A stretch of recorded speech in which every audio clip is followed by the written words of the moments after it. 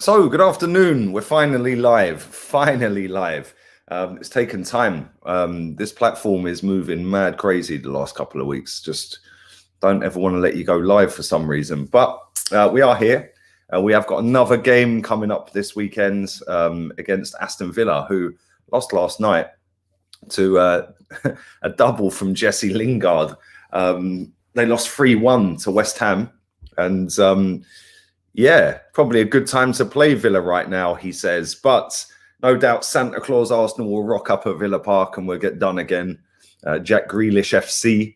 But the most fraudulent manager in the Premier League has done his press conference for this game. Big up to everyone who is in the chat. I do appreciate that. 100 people already. So thank you very much. Make sure you are sticking a like on the video. And we're going to get into this press conference. Where are we? There we go. It was the first thing. In fact, let me do this in order because Arsenal switched this up, man. They do a press conference and then they snap it up into 4 or 5 little bits and put it out as a whole new story. So let's see if I can get the whole press conference in one hit rather than doing it in segments. Come on, what are they doing, man? Is it that one? In fact, I'll tell you what I'll do. We'll go on their Twitter site. It'll be easier. It will be a lot easier. But yes, make sure you subscribe as well. Big up everyone who subscribed recently. I do appreciate that. Where are we? There we go. Press conference settings. Right. He was asked about the Wolves' defeat. I'm not going to bother reading that. He then went on to Bukayo Saka and his impact on his return. He said, collectively as a team, we played very well. The goals we should have scored, the dominance we showed, and look, straight away, second paragraph of Arsenal's website, instead of putting we as W-E, they've put W-E-E. Typo central every time. I swear they do it deliberately. But anyway, we need to keep going with 10 men, 9 men. After watching the game back, the fight, the resilience of the team, with the passion with which the players had, it was incredible. My praise is there because we still had chances to score a goal, even with 9 players, and it was completely down to them how much they wanted to fight. So well done to them. On Aston Villa's defeat to West Ham, he said, I'm not here to judge their performance. Whether we're appealing David Luiz, whether he's hopeful David Luiz's red card, we've appealed it for anybody who doesn't know. We have stuck an appeal in on that. He said he's hopeful. That's why we put an appeal in. We went through all of the images and we think the red card should be overruled. That's why we did it. He's not sure when it'll be announced. He was asked that. Matt Ryan, obviously he's not fit at the moment. He has a hip problem. Not quite sure how a goalkeeper ends up with a hip problem as soon as he signs for Arsenal. Maybe he had it before he signed for Arsenal. I don't know. But he was asked about Matt Ryan, to which he said he is not available to train yet, and Alex is available. Obviously, Runnison he means. So we have a choice between the two of them for the weekend. If Matt is able to train and they are both fit, we have a decision to make. If Matt is not fit, obviously Alex will be in goal. Oh dear, pray for Arsenal. On the Aubameyang being available, he said yes, he is. He played a few minutes after 10 days off. Hopefully the next 2 days he feels good and is available to contribute. He was then asked about Pepe. He said we've even when we made decisions not to play him, he kept working hard. He improved a lot in areas and he's been much more consistent for 90 minutes. Has he actually played 90 minutes? I'm not sure that he has played 90 minutes. I think he's been hooked off it in the last 3 games. He said he's a threat at the moment and he's been scoring goals and assisting. He needs to continue with that. They then asked about concussion substitutions. They ask him that every 2 weeks. I ain't bothering with that. Whether David Luiz would have been better off bringing down Willian and Jose. He said, we know the law. For me, it's not about the decision. It's what happens in an instant. There was a very similar incident, even though David is behind him against Manchester United. It was on the side of the player and it completely changes the angle. Is he on about the Martial one? Okay. He said, I think they will have a look at him. What's the Martial one got to do with that? I don't get it. Oh, well. Anyway, and whether there is a concern about David Luiz in those situations, he said, when you look at the two images, we can have a long, long debate here. Just to point the finger at David Luiz, in my opinion, is not fair. No, we should point it at you, Mikel, because you gave him a new contract and you've been playing him every week. And whilst he's been playing well, this is David Luiz. And David Luiz does David Luiz type things quite often. So the blame's on you, not Luiz, mate. You know, we know that Luiz is a liability and you keep picking him. And whether Pepe could be dropped in favour of Aubameyang, he said, at the end of the day, we have to play the players who are in the best form. Everybody has to earn the right to participate in the game. That's what everyone's doing. They're all pushing each other to raise the level. There's still room for improvement. What else we got here? And whether the first 46 minutes against Wolves was our best football this season, he said, I think so. For long periods, we'll look very close to what we want to be as a team. And then you have to get it into the results. At the moment, when you have those moments in the game and you have 3 or 4-0 up, then the game is over. Well, that's very true. And to me, that was our best performance of the season. That was free-flowing football at times, wasn't it? But we didn't win the game. We did not win the game. And it is about 3 points at the end of the day. It's all about the results. Let me just grab these real quick. Big up to my guy, AG. I wouldn't be surprised if Luiz signs again. There is talk of that as well. They're apparently in negotiations to sign him up to a new deal, mate. So, yeah, not great, is it? It's not great. Maybe they meant Lee instead of we. Oh, dear. Pepe just needs to get some consistent playing time. I'm not going to read your name out. Big up to you. I'm an experienced streamer. I don't get caught out on those types of things, my friend. But thank you both for your donations as well. And you're dead right. He does need consistent playing time. If he plays, he does all right, doesn't he? He does all right. He's been pretty good on the left wing as well, to be fair. So well done to him. Thank you for that. Big up Sarthak. I think I pronounced your name right. Big up Lee for sticking it to Liverpool yesterday. You are the future for Brighton. Yeah, I watched the game. They should have won by more as well. They had a couple of chances as well to get 2 or 3-0 up. But yeah, man, they got the goal. They sat back. And listen, he's a better manager. He's a better manager than pandemic Pep. He's beaten Tottenham away, which is saying, and he done that last week, which is saying we ain't done in 7 years.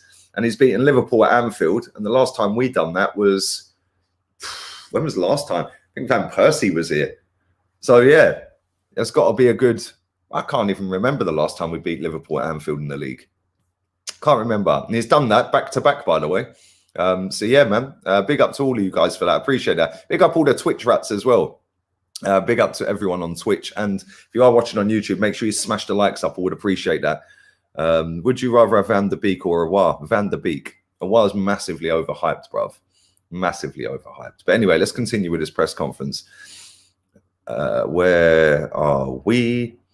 And whether his team is starting to resemble his long-term vision. He said, yes, yes. The first transfer window was very rushed because I'd just arrived. The other two, we've had a little bit more time, and you can see the amount of transactions we've done in this window. It's incredible. Well, it ain't really, is it? You've paid 3 of them to fucking leave, mate. Come on. In fact, you paid Ozil to leave, you paid Socrates to leave, you paid Mustafi to leave. That's not incredible at all. I'm sorry. Yes, it's incredible that Ozil accepted it. Fair play. I'll give you that one. The other two, no. No, no, no. Matt Macy, that's not an incredible one. He had 6 months left and he's gone and got first-team football at Hibs. Then you've got Kolasinac. Fair enough. But again, he wanted to play football. That's not incredible. Who else have we got rid of?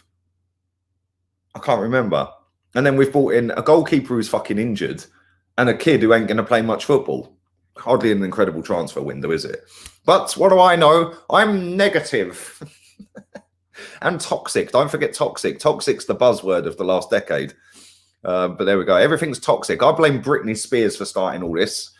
But yes, anyway, if you see the amount of transactions we've done in this window, it is incredible. Credit to the club.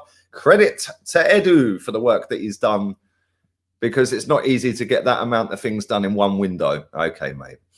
I know most of them was to think that this don't make sense. I know that most of them was to get some players out. Okay, fair enough. And create some space around the team, but still not an easy thing to do in this window or this market. What a load of bollocks. Yeah, if you go and pay the money, you get the player. It's as simple as that. It really isn't difficult. Why is it always Arsenal that seem to be the ones that have difficulty in the market? Why is it Arsenal that have difficulty arranging a fee or paying the wages? Why is it always Arsenal that are victims of absolutely fucking everything? Like, I'm sick and tired of it. We're one of the biggest clubs in world football. Let's start acting like it. Yeah, come on. Seriously, it ain't difficult, is it? Let's continue on. Whether he's worried about the discipline after getting another 2 red cards, he said, well, when I was worried about discipline, it was on 2 occasions with Nico and Granite. Okay, yeah, cool. Well done, mate. So you're going to keep your goalkeeper sweet because he's the only decent one we've got in here. We should avoid that, and we talked about it. Well, why did you bring it up then? This geezer's a clown. But there are other ones and other moments in games where we're a split second, then you have to make a decision, and then the referee has to do so as well. There's much less control on our side there. What is clear is when you've had 5 red cards in this period, you're going to lose a lot of points. If we'd had some of those points, we would be in a completely different position. Yes, if me mum had bollocks, she might be me fucking dad as well, Mikhail. How does that work? Why don't you just sit there and say, I threw the FA Cup to get 4 points out of the next 9? Yeah, instead of chatting bollocks. Unbelievable, man. This is caused drama today as well, this next bit, because all the fragile ones that come out their box on how he feels about the online abuse of players and how he reacts. If you are fragile, probably best to leave my stream right now. If you're not fragile, stick a like. He says there are all types of different abuses, and I think it has to be eradicated completely. I think social media has a big responsibility on that, because then you talk about the mental health of the players and the public and how exposed they are. I'm all open and I'm for people having their opinions, but not to just be insulting people, abusing people, and using a screen on somebody's mobile phone to tell them whatever they want to a person they don't even know. For me, that has to be eradicated because it's causing a lot of damage in football and damage to public people. So I think we have to be really strong on that. And I think you guys, the media as well, have a big part to play in supporting us in the industry here. All right, let me dissect that for you. Basically, what he's saying is some of our players get abuse and it affects them, because that's what I'm seeing from that. And he wants to eradicate people abusing people. He said there's different levels of abuse. There's different types of abuse, and it needs to be eradicated completely. I think social media have a big responsibility. Well, listen, social media is a wonderful tool. It's also a fucking disgusting tool at times. Yeah, and some of the shit I've seen in the last couple of weeks on that platform, Twitter being the one I'm talking about, it just makes me laugh. Like, how can Twitter not ban certain things from being said? Like, if so, like, I don't particularly report anyone. I couldn't care less what they say to me. Yeah, I don't really block anyone either. I have done over the years, but in the last 18 months, 2 years, I don't particularly block anyone anymore. You know, it's like, what's the point? They'll just get their burner account out and do it anyway. But what I find staggering out of this here is that he said that it affects the players. Well, he isn't saying which instance he's talking about, and he hasn't mentioned what type of abuse. Because if somebody's atting the player and telling them they're racist things or things about their family, their children, their wife, then yeah, cool, 100%. Yeah, that's bang out of line. If somebody's sitting there saying, pull your fucking socks up, you're shit. Yeah, well, tough. Deal with it. Yeah, these players are lucky there's no football fans at the stadiums. I'm telling you, this manager is lucky, because I'll tell you something now, if this manager had fans at the ground right now, he wouldn't be our manager. 100% adamant on that. He would not be our manager. And these people that sit there and want to cry, oh yeah, like, go and read because Arsenal tweeted it out, that particular bit, and all the comments from all the hypocrites online. Oh yes, it's disgusting, it's out of order, it's bang out of line, it's this and that. Are the same fucking idiots sitting there slagging off me and other people for their opinions online. So what? It's all right to abuse me, but not a footballer. Cool. Personally, I couldn't give a shit, because at the end of the day, I still get up the next day and do it all over again, i.e. uploading, tweeting, Instagram, Facebook. So for me, it's not an issue. What I do find an issue is the fact that Mikel Arteta is sitting there saying, well, yeah, people abusing the players online is a reason why we're doing shit, basically. No, Mikel, it's because you're shit. Yeah, hope you see that as well. Yeah. Yeah, it's true. I'm fucking sick and tired of excuses. And you know what? It was fantastic PR by Arsenal to put that out there. Yeah. Yeah, it's wrong to go and cuss somebody's family, their missus, their girlfriend, do like fucking what their Man United players had done to them the other day. It's fucking horrible. But when it comes to telling somebody they're shit, yeah, or you need to start fucking performing, William, and stuff like that. Listen, if you're on social media and somebody can at you, you have to accept shit. Yeah, you have to accept it. I put myself out here every single day. And I know that when I put myself out here every single day, I'm going to get a level of abuse. Yeah, some people take it too far. Some people are chill with it. Either way, I just brush it off and go again, because I'm not a fucking snowflake. Yeah, the fact that he's even come out and said that is it's just bollocks. Yeah, at the end of the day, these people are in a position that every single one of us would love to be in. They play for Arsenal Football Club. Yeah, they're getting paid an absolute fucking fortune to represent our club. Yeah, to kick a bag of fucking air around the pitch. If they can't take criticism, and I'm talking about the criticism side of it, I'm not talking about the vile shit, but that vile shit side of it is probably 0.1% of the people that at them or tweet them or whatever it is. The fact that he's come out and said that, I'm sorry, that's a fucking disgrace. Yeah, he's lucky fans ain't at the ground. And anyone who's got an issue with what I'm saying, I don't give a shit, if I'm honest. Yeah, I've heard so much stuff at football matches that is worse than some of the shit I see online. Yeah. And these people want to sit there and tell me, oh, yeah, you're out of order. It's disgusting. You're this, you're that. Yeah, guess what, mate? You've never been to a game, because if you had been to a game, you best believe, yeah, if we were at football matches as football fans, William would have been targeted by our fans every fucking game. Our manager would have been targeted every single game. So, yeah, cool. Sit on the internet, go and abuse a player. Whoopee. Well done. Yeah. If you want to sit and abuse a player, then you're a fucking idiot. Yeah. If you want to sit and at them and tell them they're like fucking dirty shit that some of these people put them. If you want to at a player and tell them they've played shit and they need to fix up, well, that's up to you, isn't it? If they can't take that, fucking tough. Tough. It's as simple as that. It is as simple as that. And the fact that he has come out and come out and said that, yeah, it's fantastic PR. He's got better PR than Mesut Ozil, this manager, because now what's happened is it's people are tagging and atting certain accounts on Twitter saying, see, that's your fault. See, look, the players do see it. The players are this and it's all your fault and blah, blah. Fuck off, mate. If anyone thinks that one fan or a collection of 10 fans or 20 fans are the reason this football fan base is divided or this football club is shit, then you are living in fucking cloud cuckoo land, mate. The reason this football club is divided and the reason it's shit is because people have allowed mediocrity for over a decade.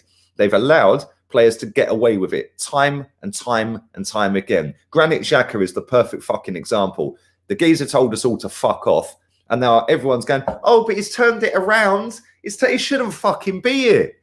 Raise your standards, man. Raise your standards. Big up to my guy, Niraj. Moment, process, transmit, project, patience, buzzword, FC. Bro, it's true, isn't it? It is. It's true. Yeah, celebrating cancelling contracts and not making a penny on a single player. Wake up, guys. Come on.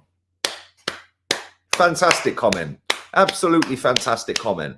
Yeah, I'm sick and tired of people saying it's this person's fault or it's that person's fault. Why don't Mikel Arteta say, yeah, I completely fucked up by giving David Luiz a contract, which means that he's now been in the team again every fucking game and he's now fucking got sent off the other night.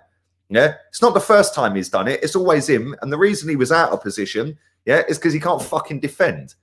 Yeah, he was out of position because he was on the halfway line. Nobody else was. None of them other back four were on the halfway line. So why was he? Because he thinks he's a better player than he is. Yeah, who signed him to a new deal? This manager.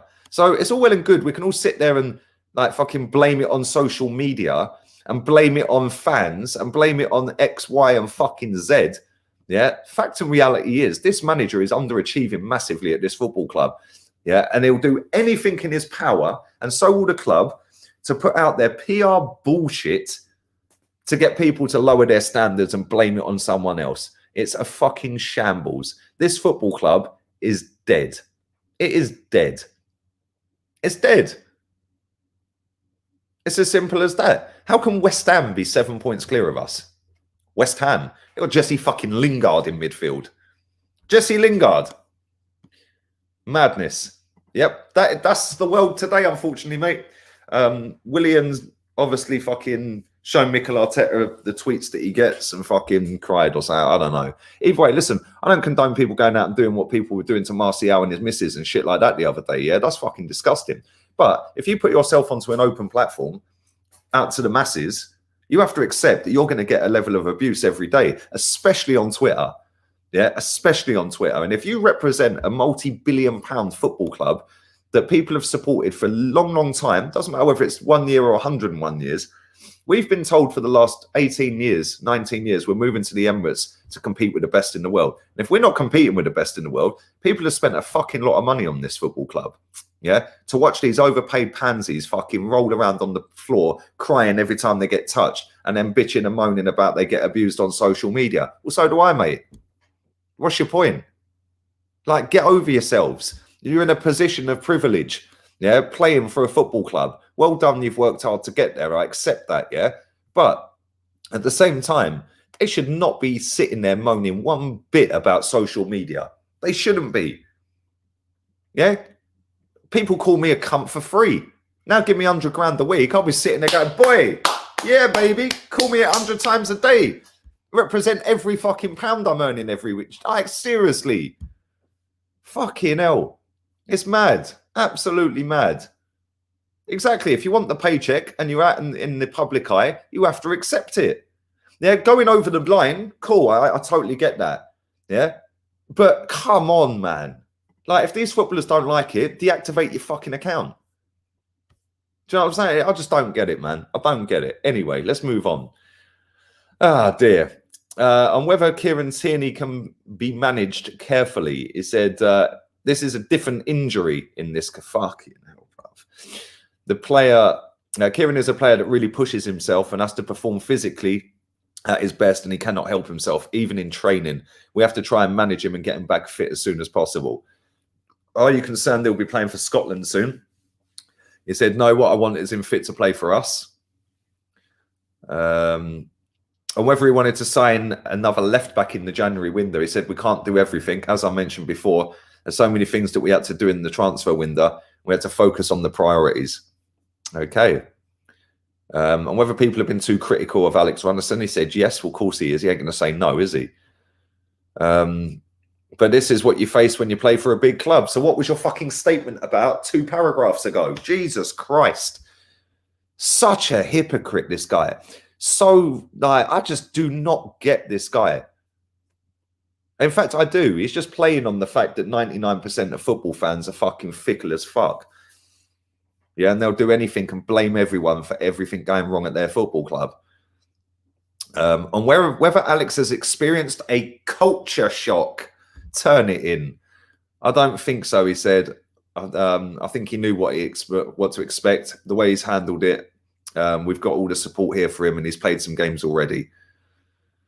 And whether he's got the character to cope with the pressure. Oh, dear. This press conference has gone to pot. I ain't reading that. But there we go. Anyway, let's read some of your comments. You lot speak more sense than our manager, which is kind of mad. But yes. Lee, as a player, Arteta never blames himself. Probably, mate. Arteta will still be here next season. Yeah, because 90% of our fans will accept mediocrity.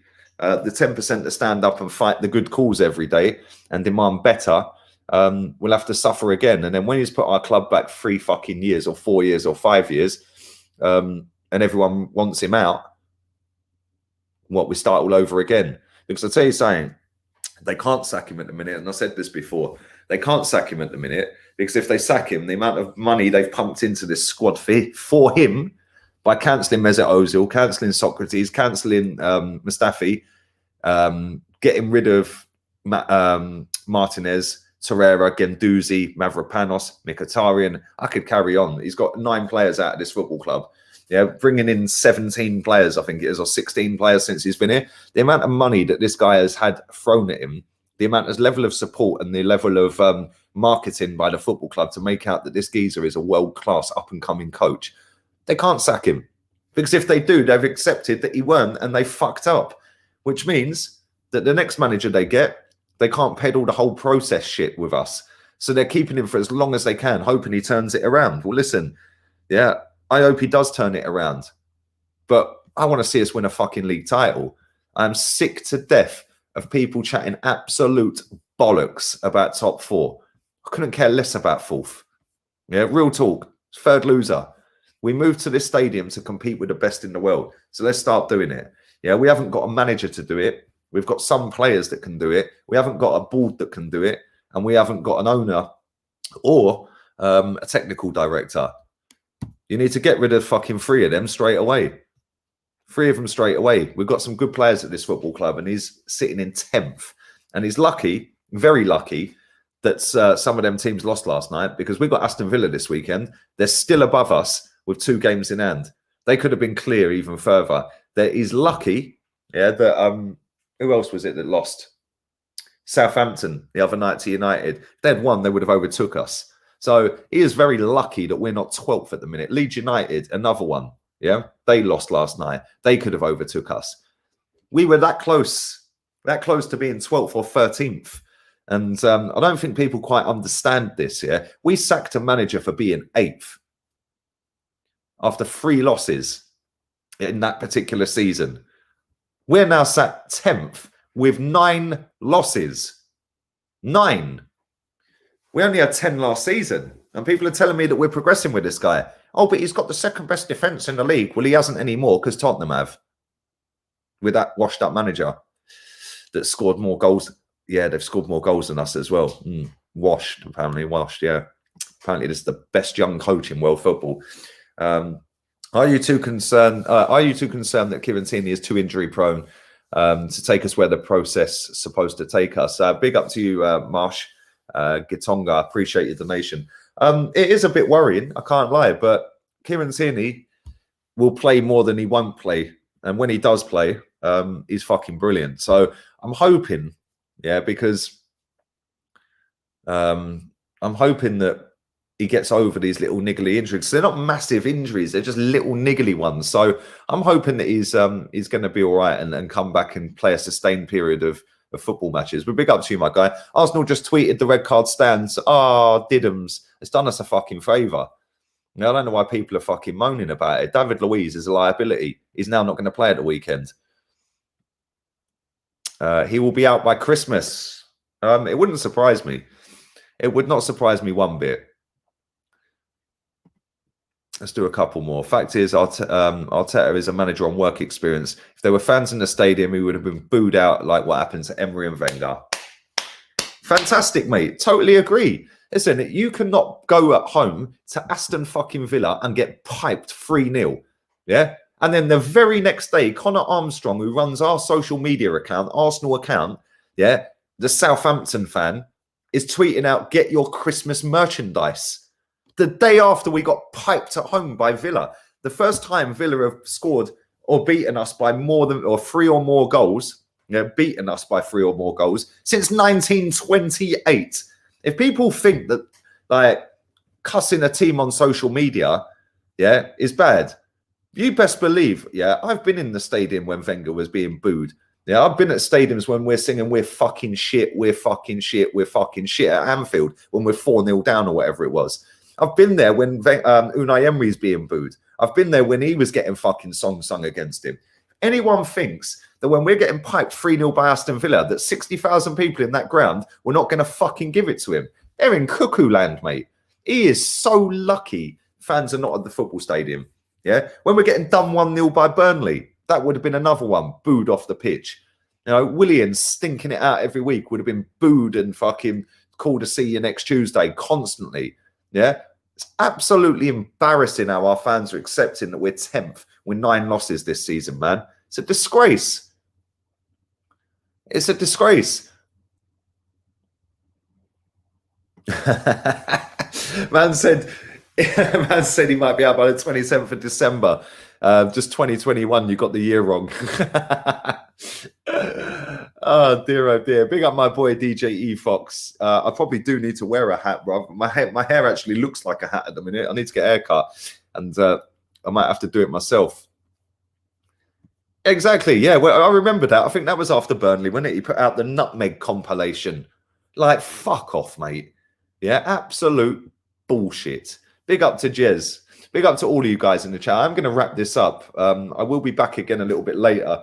I will actually. I need to apologize as well because I fell asleep last night, which is why I didn't do a stream. And then when I woke up, it was too late. So I will be back again later on tonight. There is going to be a member stream on Sunday as well. Make sure you keep your eyes peeled for that. I'll give you the details of that closer to the day. And make sure you smash the likes up if you haven't already. I would appreciate that. And yeah, man, we'll be back again about 10 o'clock. So keep your eyes peeled for that. Big up to all of you. Like, I'll answer this question real quick. I think Chelsea are beaten, mate. No Harold, no party. And before I go, wow, fucking hell. I nearly missed that, you know. I nearly missed that, my guy. Big up to Red United. You're a G, bruv. You always show love on this channel, man. So thank you very much. And I hope you and the family are staying very well over in beautiful America. Lingard did more in, some Arsenal fans believe, did more in one game, I think you mean. Arsenal fans believe Arteta is the Messiah. No, Saka and Pepe are just tired of losing and want to take matters into their own hands. You've got these two injured, Arsenal is done. That's actually a very good point. And thank you, mate. And that's very generous as well. I do appreciate that. But yeah, it is kind of mad because Jesse Lingard did more in that game than Willian's done all fucking season. Like, it's mad. He scored 2 goals on his debut. Willian has played in 22 matches this season, taken part in 22 matches this season, which is pretty mad considering how fucking shit he's been. But you're right. If Pepe and Saka are injured or play themselves out of form, we're fucked. We're fucked anyway, bruv. Let's be real. Arsenal are done out here, bruv. But big up to you, my guy. I always appreciate that. Always love, bruv. Thank you. And big up to everybody in the chat. Big up to everybody who's watched on Twitch. Do slap the likes up if you haven't already. And I'm going to get myself out of it. Like I said, I will be back again at about 10 o'clock. There's 201 likes at the minute, so smash them up before you leave. And I'll be back again after the Tottenham game. Laters, peeps. Laters.